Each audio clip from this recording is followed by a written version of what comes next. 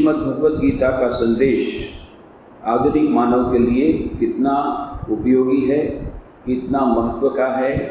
आज इतने हजारों वर्षों बाद भी वह संदेश आधुनिक मानव के दैनंदिन जीवन की समस्याओं को सुलझाने में, वर्तमान समाज की समस्याओं को सुलझाने में भी उतना ही अधिक प्रस्तुत है जितना कि यह संदेश दिया गया था हजारों वर्ष पूर्व, उतना ही यह आज भी प्रस्तुत है, क्योंकि मानव का मन उसी प्रकार का है जैसा 3000 साल पहले था।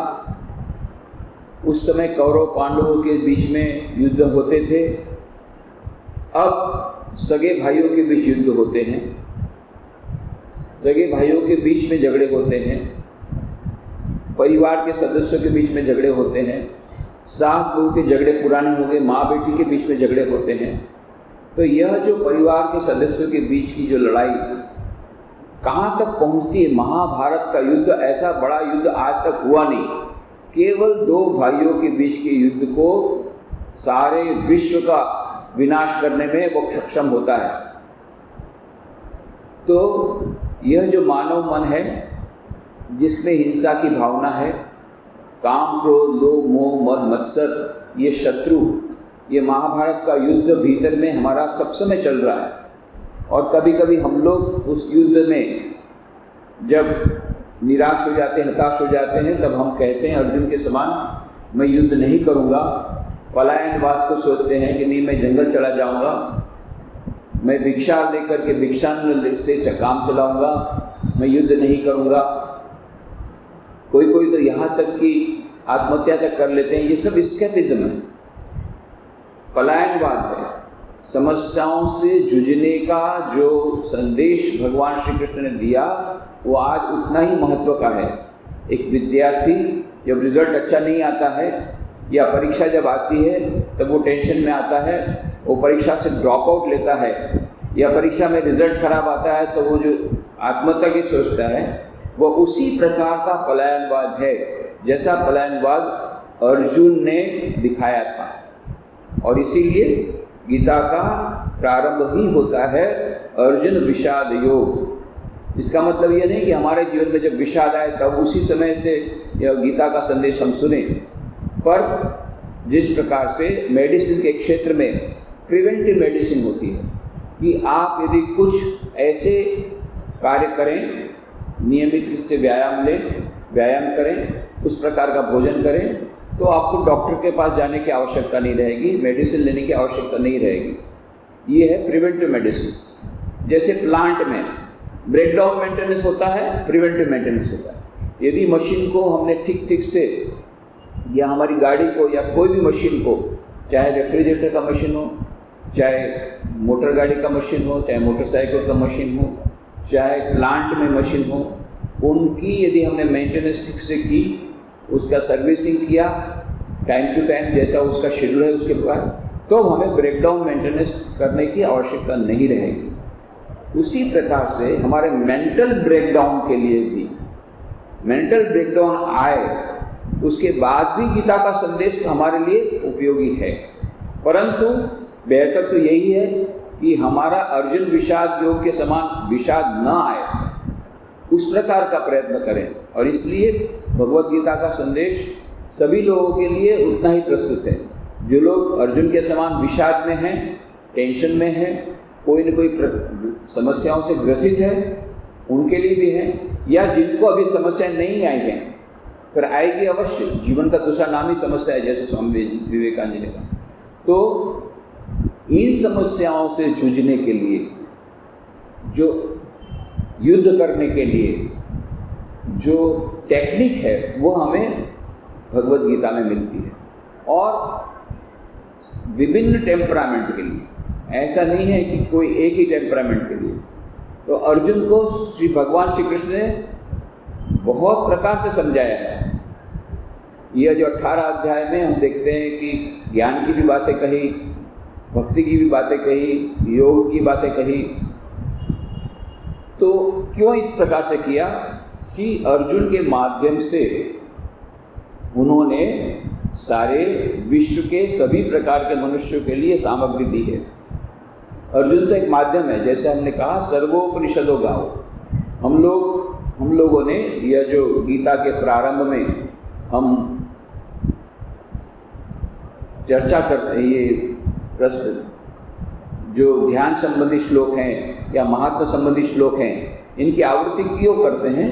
ताकि इनकी आवृत्ति करने से हमारे मन में भगवत गीता के संदेश के प्रति, भगवान श्री कृष्ण के संदेश के प्रति श्रद्धा का उदय हो। जितनी मात्रा में ये श्रद्धा का उदय होगा, उतनी मात्रा में हम उस संदेश को अधिक हृदयगम कर सकेंगे और उसका पालन करके हमारा मानव जीवन सफल कर सकेंगे। इसके लिए हम लोगों ने क्या किया कि हम लोगों ने पहले ये जो महात्मा संबंधी श्लोक और ध्यान संबंधी श्लोकों के अर्थ को जानने का प्रयत्न किया। उसमें इस श्लोक के बारे में भी हमने विस्तार से चर्चा की थी। सर्वोपनिषदो गावो दुग्धा गोपाल नंदन पार्थो वत्स सुधीर भोक्ता दुग्धम गीतामृतम महत्। तो ये गीता और कुछ नहीं है, उपनिषदों रूपी गाय जो हैं, उपनिषद है गाय। सर्वोपनिषदो गावो, गावो माने गाय, जितने उपनिषद है वो गाय हैं। ये गाय में से दूध निकालने का काम तो जो वृंदावन का वह जो ग्वाला है श्री कृष्ण, वो दूध दोहने में बड़ा कुशल है, गाय को दूध दोहने में बड़ा कुशल है। तो उसने क्या किया, उपनिषद रूपी गाय को दोहा, और उपनिषद रूपी गाय को दोहन करके उसमें से जो दुग्ध निकला, गीता रूपी दुग्धम अमृत स्वरूप जो दुग्ध निकला, वो उन्होंने मानव जाति को दिया। आज भी हमको यह मुफ्त में मिल रहा है, मुफ्त में मिल रहा है।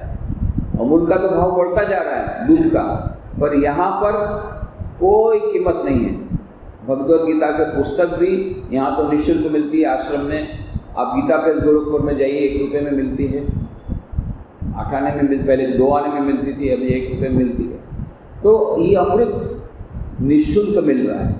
दुग्धम गीतामृतम। ये अमृत किसने निकाला, ये दूध किसने निकाला? जो ग्वालों में सर्वश्रेष्ठ ऐसे भगवान श्री कृष्ण, वृंदावन बिहारी भगवान श्री कृष्ण ने स्वयं ये गाय को दोहा। पर गाय तो ऐसे दूध नहीं देती है ना। गाय का जो दूध है वो हमारे लिए नहीं है, हम तो चोर हैं। गाय दूध देती है बछड़े के लिए, बछड़े को देख करके दूध देती है, ऐसे दूध नहीं देती है। इसलिए गांधी जी ने गाय का दूध लेना बंद कर दिया था। हालांकि अलग बात है, बाद में फिर उनको बकरी का दूध तो लेना ही पड़ता। बकरी का दूध भी तो बकरी के बच्चे के लिए ही है। जो भी होगा, उन्होंने कंप्रोमाइज किया, दूध लेने का बोला, जो भी होगा। पर क्यों दूध छोड़ा था? क्योंकि गाय दूध देती है बछड़े के लिए, और मनुष्य उसको उठा करके अपना पीना शुरू कर दिया। इसलिए कुछ मेडिकल साइंस में भी बहुत सारे रिवोल्यूशन आ रहा है। उसमें एक प्रकार की मेडिकल साइंस के कुछ डॉक्टर्स लोग ये भी बोलते हैं कि कई लोगों को लैक्टोज की जो ये होती है बीमारी, लैक्टोज के सहन नहीं कर पाते हैं। तो उसका कारण ये है कि मनुष्य जाति के लिए वो दूध की आवश्यकता केवल माँ का दूध जितने समय तक चाहिए, माँ का दूध ही उसके लिए पर्याप्त है।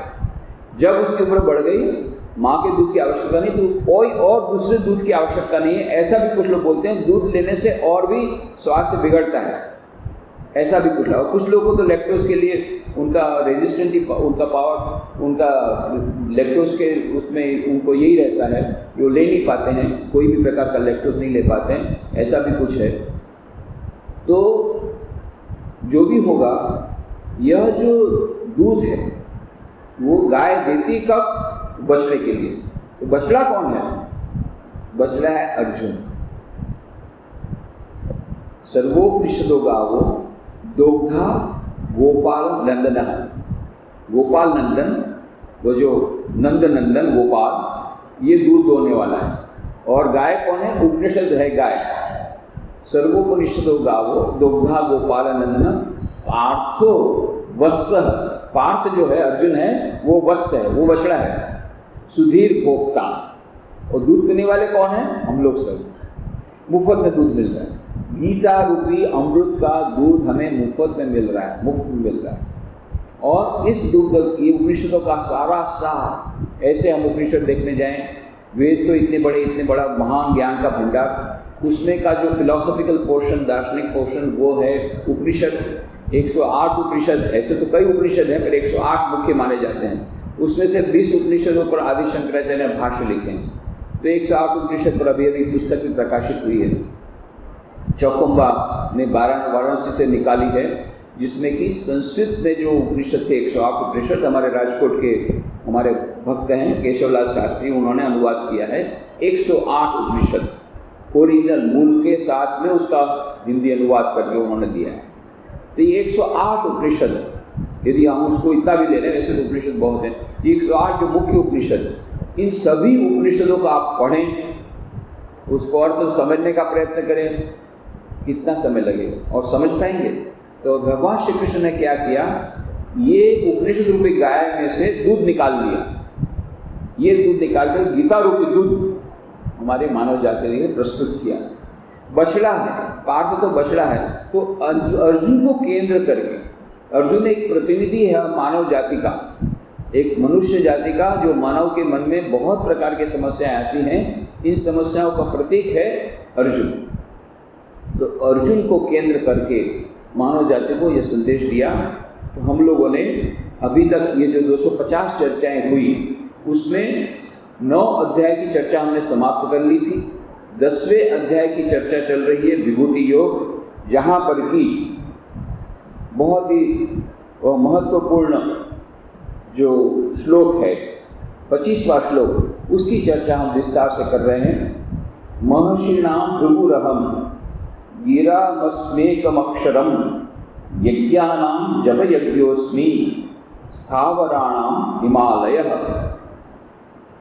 अहम, मैं, महर्षिणाम, महर्षियों में, भृगुमणि अस्मि हूँ, गिराम माने शब्दों में, एकम अक्षरम एकाक्षर प्रणव अस्मि हूँ, यज्ञानां यज्ञों में, जप यज्ञ जप रूपी यज्ञ, स्थावराणाम स्थावर पदार्थ में, हिमालय अस्मि हूँ। तो कहते हैं भगवान श्री कृष्ण, महर्षियों में मैं भृगुमणि हूँ। ये विभूति योग है। हमने देखा कि इसके पहले भी 9वें अध्याय में, 8वें अध्याय में भी भगवान श्री कृष्ण ने अपनी कुछ विभूतियों को उल्लेख किया था। तो अर्जुन ने पूछा था, मैं विस्तार से आपकी विभूतियों को जानने का प्रयत्न जानना चाहता हूँ। तो भगवान श्री कृष्ण ने कहा, मेरी विभूतियों का अंत नहीं है, फिर भी कुछ मैं गिनाता हूँ। तो ये गिनाने में उन्होंने ये कहा कि जो कुछ भी सर्वश्रेष्ठ जहाँ देखो वहाँ मैं अवस्थित हूँ। तो महर्षियों में मैं भृगुमणि हूँ, शब्दों में एकाक्षर प्रणव हूँ, ओंकार प्रणव, उसकी हमने विस्तार से चर्चा की। जो हमारे ओंकार से ही वह जो बिग बैंग, अभी मॉडर्न साइंटिस्ट लोग थ्योरी कहते हैं कि ये विश्व की उत्पत्ति हुई बिग बैंग से, एक बड़ा महान विस्फोट हुआ। वो विस्फोट हुआ एक शब्द से, वो शब्द क्या था? वह था ओम, प्रणव। ऐसा हमारे हिंदू शास्त्र मानते हैं। तो इस ओम के उच्चारण से कितने सब प्रकार के एक्सपेरिमेंट हो रहे हैं ओम के, इस प्रणव के अक्षर के ऊपर, इसकी भी हमने विस्तार से चर्चा की थी कि कहीं पर उन्होंने ओमकार के मंत्र का जाप किया और तुरंत जो पेड़ पौधों में भी फसल ज़्यादा बढ़ गई। ये सब भी हम लोगों ने कहा था। और कुछ समय पहले टाइम मैगजीन जो न्यूयॉर्क से प्रकाशित होता है, उसमें उन लोगों ने फ्रंट पेज में एक फ़ोटो दिया था एक हॉलीवुड एक्ट्रेस का, और उसमें कवर पेज में नाम लिखा था, और उसमें और उसके भीतर में जो कवर स्टोरी थी उसका शीर्षक दिया था जस्ट से ओम। और उसमें उन्होंने कहा कि 10 millions of Americans are now regularly meditating. Front page में तो हॉलीवुड एक्ट्रेस मेडिटेट करी, वो फोटो तो दिया, भीतर में जो कवर पेज स्टोरी में, पूरी लंबी स्टोरी में साइंटिफिक उन्होंने सब डिस्कवरी करके बताया कि जस्ट से ओम, ये जो आर्टिकल का नाम था, ये ओमकार के जप के द्वारा और ध्यान के द्वारा क्या क्या कितने बेनिफिट्स हुए, मेडिकल बेनिफिट्स, फिजिकल हेल्थ पर, मेंटल हेल्थ पर, ट्रैंक्विलिटी पर, इस सब चार्ट के द्वारा, ग्राफ के द्वारा उन्होंने समझा कर कहा। उन्होंने कहा कि 10 मिलियंस ऑफ अमेरिकन्स, ये बहुत साल पहले ही हुआ था, अभी 20 मिलियंस हो गए 20 millions of Americans are having regular meditation and they are saying the word Om. ये जो प्रणव, तो भगवान श्री कृष्ण ने कहा कि जहाँ जहाँ कोई विशेष विभूति है वहाँ वहाँ मैं हूँ। तो शब्दों में सर्वश्रेष्ठ शब्द हमारे हिंदू शास्त्र में मानते हैं ओम, प्रणव, एकाक्षर। ये एकाक्षर ब्रह्म मैं हूँ, यह भगवान श्री कृष्ण कहते हैं। तो इस ओमकार के द्वारा उन्होंने देखा कि ओमकार के जप के द्वारा ध्यान जब किया गया, उसको ट्रांसेंडेंटल मेडिटेशन कहते हैं। तो ट्रांसेंडेंटल मेडिटेशन में और कुछ नहीं है, वो जो ध्यान करते हैं उसके साथ साथ ओंकार का जप करते हैं। तो ओंकार के जप के साथ के जो ध्यान होता है, उस ट्रांसेंडेंटल मेडिटेशन के द्वारा डॉक्टर हर्बर्ट बेंसन, बहुत बड़े प्रोफेसर हो गए, एसोसिएट प्रोफेसर हार्वर्ड यूनिवर्सिटी के, हार्वर्ड मेडिकल स्कूल के associate professor doctor Herbert Benson ने 25 साल तक ये प्रयोग किए। प्रयोग करने के बाद उन्होंने किताब निकाली, किताब का नाम है द रिलैक्सेशन रिस्पॉन्स, और उसमें उन्होंने साइंटिफिकली प्रूव किया किस प्रकार से इस ओम के मंत्रोच्चार से और ध्यान के द्वारा ब्लड प्रेशर कम होता है। और दूसरा एक एक्सपेरिमेंट किया गया ज़ेन साधुओं पर, जिसमें कि इस प्रकार से उन्होंने ध्यान करते थे। तो उन्होंने देखा ईईजी मशीन द्वारा कि सबसे पहले 10 to 10 साइकिल्स पर सेकंड के अल्फा वेव्स आए, फिर देखा 8 to 10 साइकिल पर सेकंड के अल्फा वेव्स आए, फिर ध्यान और प्रगाढ़ हुआ तो उन्होंने देखा 6 to 7 साइकिल्स पर सेकंड के थीटा वेव्स आए। और ये थीटा वेव्स हैं, दैट शोज ट्रैंक्विलिटी, वो हमारे मन की प्रशांतता का सूचक है। तो उन्होंने प्रमाणित किया साइंटिफिकली कि हाँ, ओम के उच्चारण के द्वारा, ध्यान के द्वारा हमारे मन में प्रशांतता आती है, मन प्रशांत होता है, ब्लड प्रेशर कम होता है, हमारे बाईपास होती है। इस प्रकार से कई इफेक्ट मेडिटेशन और इस ओमकार के मंत्र के जाप के उसमें बताए गए। तो वह जो आर्टिकल था उसका नाम ही था जस्ट से ओम। तो यहाँ भगवान श्री कृष्ण ने कहा ये एकाक्षरम गीरामस्वेकम अक्षरम, गीराम शब्दों में एक अक्षर प्रणव मैं हूँ, इसकी विस्तार से चर्चा हमने की थी। यज्ञानाम जप यज्ञोस्मि, और इतने सारे यज्ञ हैं, उसमें सर्वश्रेष्ठ यज्ञ है जप यज्ञ। तो उसकी भी हम लोग बहुत विस्तार से पिछले कई सप्ताहों से हम चर्चा कर रहे हैं कि आज के युग के लिए जप यज्ञ सर्वश्रेष्ठ है। हमारे पास न तो ऐसा पैसा है, न हमारे पास इतनी सामग्री है कि दूसरे प्रकार के यज्ञ कर सकें, और उन यज्ञों के करने से उतना फायदा नहीं होगा जितना पूर्व समय से था। तो अभी का जो युग है, वर्तमान युग के लिए सर्वश्रेष्ठ यज्ञ, सबसे महान यज्ञ, सबसे सरल यज्ञ जप यज्ञ, ये हमारे लिए कहा गया।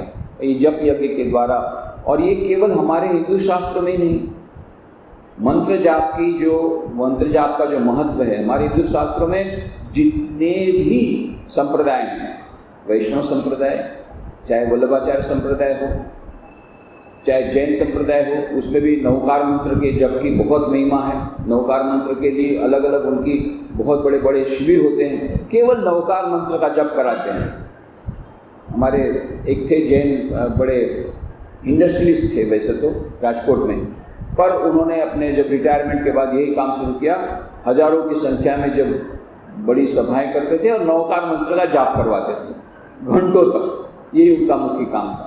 जैन धर्म में है, वैष्णव धर्म में है, वल्लभाचार्य संप्रदाय में है, और शाक्त धर्म में है, फिर शैव धर्म में है, शिव जी का जो लोग मंत्र जाप करते हैं। गायत्री परिवार, वो गायत्री मंत्र का जाप करवाते हैं अविरत, उसी को जप यज्ञ उनका जप यज्ञ उस प्रकार का है। तो प्रत्येक संप्रदाय, हमारे हिंदू धर्म के विभिन्न संप्रदायों में जप यज्ञ की बहुत बड़ी महिमा। फिर चाहे भगवान कृष्ण का नाम हो, राम हो, कृष्ण का नाम हो, गायत्री मंत्र जाप हो, नवकार मंत्र का जाप जैन धर्म के अनुसार हो, प्रत्येक संप्रदाय में यह बौद्ध धर्म, और फिर जैन धर्म की हमने बात कही, बौद्ध धर्म में ओम मणि पद्मे हूँ, इस प्रकार के मंत्र का जाप करते हैं। महायान बुद्धिज्म, उसमें हीनयान और महायान दोनों है। हाँ, विशेष करके महायान बौद्ध धर्म जो है, उसमें इस अमिताभ बुद्ध को अमिताभ बुद्ध बुद्ध के नाम का जप, ये अमिताभ बुद्ध अथवा अमिताभ बुद्ध, इसके मंत्र का जाप के बुद्ध का जाप का बहुत बड़ा महत्व है। क्रिश्चियन रिलीजन उन्होंने कहा, रोमन कैथोलिक में भी सेंट मैरी के मंत्र को जो लोग जाप करते हैं, विशेष करके ईस्टर्न ऑर्थोडॉक्स चर्च जो कि ग्रीस में है और वहाँ रशिया में है, विशेष करके ग्रीस में माउंट एथोस नाम की बहुत सुंदर जगह है, पहाड़ पर है, और उसमें जो सन्यासी लोग हैं ईस्टर्न ऑर्थोडॉक्स चर्च के, ये अविरत ये मंत्र जाप करते रहते हैं। हमने पुस्तक का भी उल्लेख किया, the way of A Pilgrim, एक रशियन पिलग्रिम कैसे सब जगह जाता है, और फिलॉकेलिया ईस्टर्न ऑर्थोडॉक्स चर्च की, मानो जैसे हमारे लिए भगवद गीता है, एक बहुत बड़ा एक महत्व का शास्त्र है, जिस प्रकार से क्रिश्चियन के लिए बाइबल है, रोमन कैथोलिक्स के लिए, उसी प्रकार के ईस्टर्न ऑर्थोडॉक्स चर्च के लिए बाइबल तो मानते ही हैं, और फिलॉकेलिया बहुत बड़ा महत्व का मंत्र है। जैसे हमारे उपनिषद होने के बावजूद गीता का ज़्यादा चलन है, ईस्टर्न ऑर्थोडॉक्स चर्च में फिलॉकेलिया, उस फिलॉकेलिया के एक वाक्य को वो समझ नहीं पाते हैं, यहाँ का you must pray without ceasing, आपको मंत्र का जाप करना है लगातार बिना रुके। तो उसके मन में प्रश्न होता है कि बिना रुके कैसे मंत्र का जाप हो सकता है, मेरे को सोना तो पड़ेगा, भोजन तो करना पड़ेगा, इतना सारा काम तो करना पड़ेगा, तो कैसे unceasing, how can I pray without ceasing, ये उनके मन में आता है। कई जगह जाता है, कई फादर के पास जाता है, कई क्रिश्चियन फादर्स के पास जाता है, कई धर्मगुरु के पास जाता है, उसको ठीक संतोषप्रद उत्तर नहीं मिलता। फिर आखिर में एक वृद्ध फादर थे, क्रिश्चियन फादर, उन्होंने कहा कि ये ऐसा तुमको समझ में नहीं आएगा, तुमको यहाँ रहना पड़ेगा। तो उन्होंने कहा मैं रहूँगा। फिर पास के बगीचे में उसको माली के रूप में उसने नौकरी ले ली, वॉचमैन के रूप में रखेवाल के समान नौकरी ले ली, और फिर उसने ये कहा कि देखो किस प्रकार से मंत्र का जाप करने चाहिए। O lord Jesus have mercy on me, ये मंत्र उसको दिया, और किस प्रकार से आंख बंद करके एकाग्रतापूर्वक इस मंत्र का जाप करना है, पूरी टेक्निक बताई। बहुत उसको मुश्किल हुई, फिर भी उसने कहा और जाप करो, और जाप करो। फिर दिन में 1000 होता था, फिर दिन में 2000 हुआ, फिर दिन में 5000 हुआ, दिन में 10,000 बार उसने जाप किया, पर उसको और बढ़ाओ।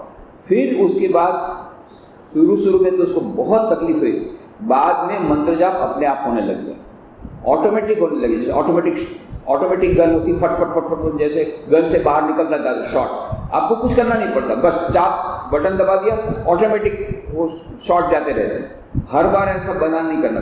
उसी प्रकार से मानो किसी ने ऑटोमेटिक गन उसमें शिफ्ट लगा दिया, उसके मंत्र का जाप शुरू हो गया कंटिन्यूअस। फिर तो ऐसी बात हो गई कि खाते खाते भी उसका जप चल रहा है, सोते भी उसका मन जप चल रहा है, जब देखता है उसका मन जप कर रहा है, हर एक सांस के साथ उसका एक जप होने लग गया, एक सांस निकलती जप होता है, एक सांस निकलती जप होता है। तब उसने क्रिश्चियन फादर को बताया कि आपने कहा था मुझे बहुत पहले मुश्किल हुई थी, और अभी भगवान की दया से इस प्रकार से हो गया है। फादर ने कहा डोंट स्टॉप हियर, और आगे बढ़ो। अरे हर एक सांस के साथ नहीं होता, नहीं, और आगे बढ़ो। और फिर उसने प्रैक्टिस किया, तो हृदय की प्रत्येक धड़कन के साथ अपने आप मंत्र जाप शुरू हो, एवरी हार्ट बीट वो मंत्र का जाप बोल रहा है, वो Lord Jesus have mercy on. तो ये ईस्टर्न ऑर्थोडॉक्स चर्च में बहुत सुंदर किताब है, the way of A Pilgrim, हमारी लाइब्रेरी में।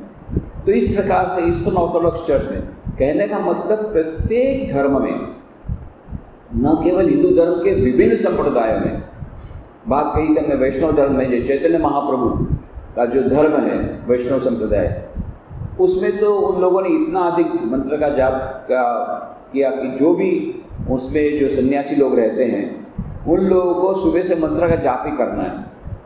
मंत्र का जाप करने के लिए क्या किया, चावल ले लेते हैं और एक मंत्र जाप किया, एक चावल का दाना रखा, एक मंत्र जाप किया, एक चावल का दाना, फिर जितना चावल इकट्ठा हो उतना ही भात खाना है। तो ऑटोमेटिकली जब ज़्यादा हो जाता है, क्योंकि नहीं तो भात कम मिलेगा, तो ये ऑटोमेटिक कंट्रोल करते हैं वैष्णव संप्रदाय। नहीं, मंत्र का जाप करना पड़ेगा, जितना चावल का दाना, जितना मंत्र का जाप उतना चावल का दाना। वहाँ तो बंगाल की बात है, बंगाल में ये चैतन्य में, वहाँ भात के सिवा तो कुछ खाते नहीं, और जितने चावल के दाने उतना भात खाने को मिलेगा, तो अपने आप ज़्यादा जप हो जाए।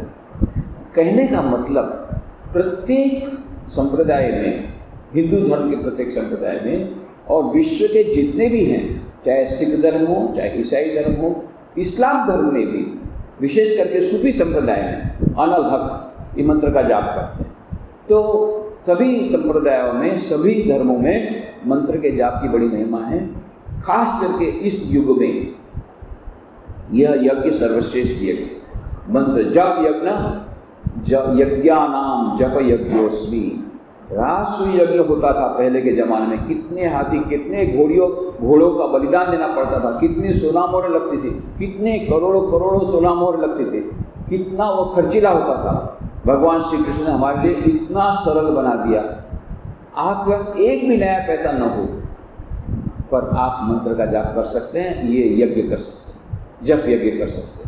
किसी को यदि आपकी सांस खराब से खराब हो, आपको सभी प्रकार के पाबंदी लगा दी, आप घर से बाहर नहीं निकल सकते, ये ड्रेस नहीं पहन सकते, आपकी माँ ने आप पर पाबंदी लगा दी, आपके हस्बैंड ने पाबंदी लगा दी, या आपके माँ बाप ने पाबंदी लगा दी, कितने प्रकार के प्रॉब्लम हमारे पास आते हैं। परंतु ये सब होने के बावजूद भी इस पर कोई पाबंदी नहीं लगा सकेगा। यदि आपको जेल में भी डाल दिया तो आप मन में जप यज्ञ कर सकते हैं। ये ऐसा यज्ञ है जिसमें किसी की ताकत नहीं कि आपको जप यज्ञ से बंद कर दे। मन में जप करना है।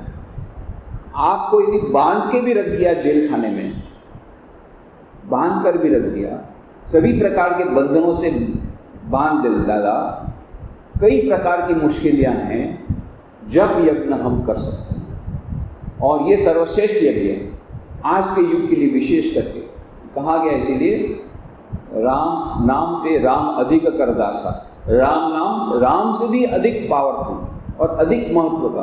तो ये जप यज्ञ के बारे में हमने विस्तार से चर्चा की थी। और फिर श्री कृष्ण कहते हैं स्थावराणाम हिमालय, जितने स्थावर पदार्थ हैं उसमें मैं हिमालय हूँ।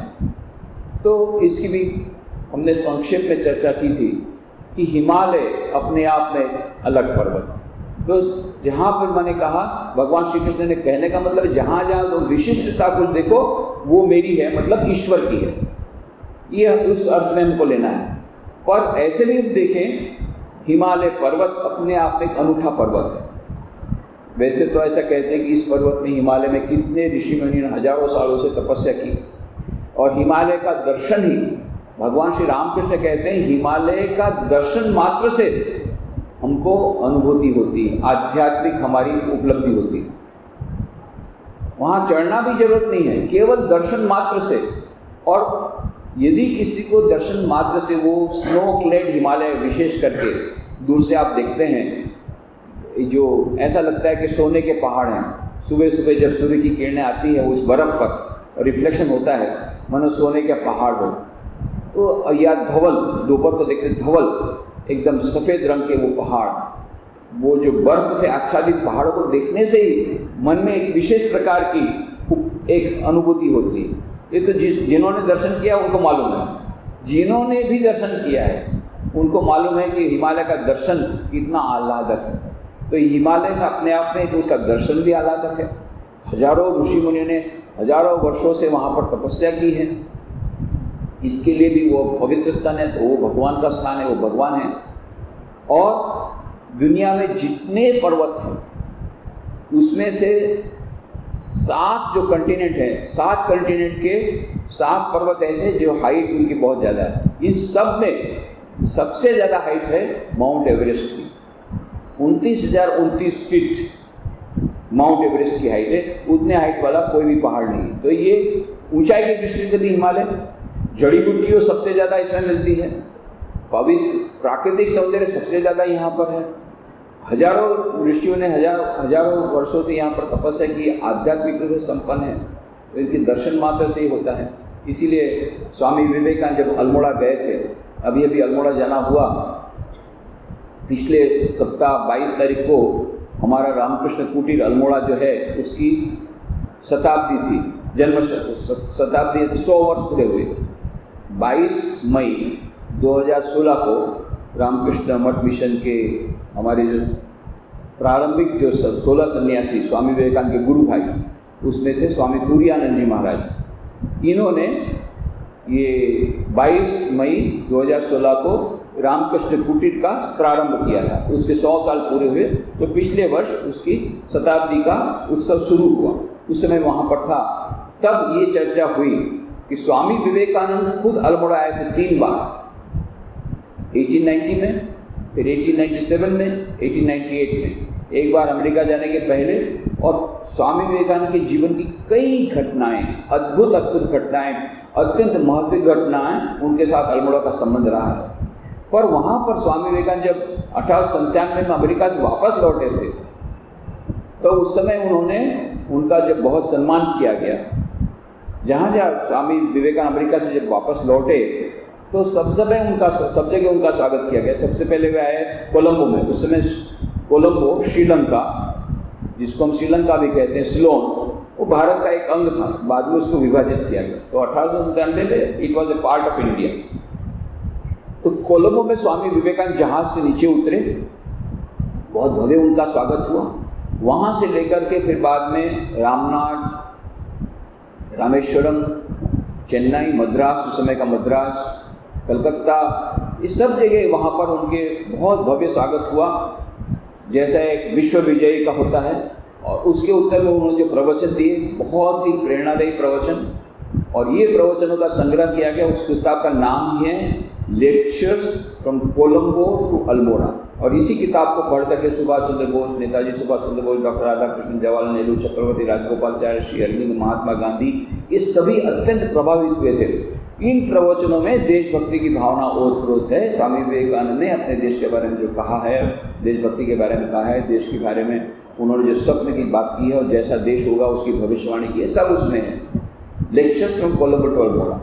तो अल्मोड़ा में वहाँ पर उनकी यात्रा समाप्त हुई है स्वागत प्रवचनों की, इसलिए वो अल्मोड़ा। तो उस स्वागत के प्रवचन का, अल्मोड़ा के प्रवचन का जो उन्होंने जो स्वागत प्रवचन का जो उत्तर दिया है, अंतिम प्रवचन, उसको आप देखिए, जिसमें उन्होंने हिमालय पर्वत की पूरी प्रशंसा की कि हर एक मनुष्य को जो भी भारत में जन्म लेता है उसको यह इच्छा होती कि एक बार हिमालय का दर्शन करे और हिमालय में जाए। और हिमालय में हमारे अधिकांश जितने हमारे तीर्थ स्थान, चाहे वो कैलाश हो, चाहे मानसरोवर हो, चाहे बद्रीनाथ हो, केदारनाथ हो, ये सभी वहाँ हिमालय में, वहाँ जो है उनके दर्शन की उनकी लालसा रहती है।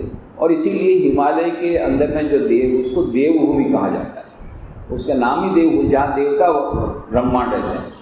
और उस देवभूमि में स्वामी विवेकानंद जब अल्मोड़ा में गए तो बोले, मुझे इस देवभूमि में रहने की इच्छा होती है, यदि ईश्वर की रही तो मैं अपना बाकी का जो रिटायरमेंट का टाइम है, अंतिम समय, मैं बस ये हिमालय में बिताना चाहूँगा, देवभूमि बिताना चाहूँगा। ये इच्छा उन्होंने प्रकट की थी। पर रिटायरमेंट हुआ ही नहीं। कार्य करते करते ही उन्होंने अपना शरीर छोड़ दिया। पर उनकी इच्छा थी कि एक आश्रम बने जिसमें सभी जो साधक लोग केवल वहाँ पर ध्यान करेंगे। शिव ज्ञान से जीव सेवा के कार्य करने के लिए तो बहुत सारे आश्रम हैं, पर एक आध आश्रम ऐसा होगा जहाँ केवल ध्यान और साधना होगी। तो ऐसा आश्रम के रामकृष्ण कुटीर बाद में स्वामी तुरायानंद जी ने उनकी इच्छा को मान दे करके वह वहाँ पर, हमारे कई साधु लोग जाते हैं, जाकर के वहाँ पर वो अपना कुछ समय एकांत में बिताते हैं, साधना करते हैं। जो श्री रामचंद्र का बीच बीच में एकांत में जाना चाहिए, तो साधना वहाँ करते हैं। वह श्री रामकृष्ण कुटीर है वहाँ पर, वो अल्मोड़ा की। तो ये श्री रामकृष्ण स्वामी विवेकानंद की इच्छा थी हिमालय की गोद में एक आश्रम बने। बाद में अद्वैत आश्रम कैप्टन सीवियर मिसेस सीवियर ने बनाया। उन्होंने कहा था कि हिमालय की गोद में हमें एक आश्रम बनाना है जिसमें केवल अद्वैत की चर्चा होगी, केवल अद्वैत, कोई पूजा पाठ नहीं होगा, कोई मूर्ति नहीं होगी, केवल अद्वैत की साधना होगी। और पूरा का पूरा पहाड़ हमको खरीदना है, ये सब उन्होंने कंडीशन दी थी। पूरा पहाड़ चाहिए, पूरा जंगल हमारा होगा और एकदम हिमालय की गोद में होगा, और हिमालय की जितनी श्रृंखला है सबका दर्शन होना पड़ेगा। तो कैप्टन सीवियर मिसेस सीवियर ये उनके साथ गए थे वहाँ अमेरिका में। स्वामी जी ने इतने सारे प्रवचन दिए। उस समय के ज़माने में माइक नहीं थे, बिना माइक के हजारों को, इस प्रकार से सैकड़ों लोगों को माइक प्रवचन करना, हजारों लोगों को प्रवचन करना, सोच सकते हैं कितनी उनको तकलीफ हुई होगी। हम लोग यहाँ पर 50 साउंड भी रहते हैं और माइक नहीं रहता है, तो कितनी तकलीफ होती है। तो हम सोच सकते हैं जब हज़ारों लोग रहे होंगे और स्वामी जी को सप्ताह में 10-10 प्रवचन देने पड़ते थे, क्या हालत हुई होगी। तो उनका शरीर एकदम टूट गया। तब उनके स्वास्थ्य को पुनः प्राप्त करने के लिए उनको यह सुझाव दिया गया कि आप हिमालय वहाँ पर स्विट्ज़रलैंड जाइए और ऐसी खुली हवा में आप रहिए, अमेरिका में से, न्यूयॉर्क में से।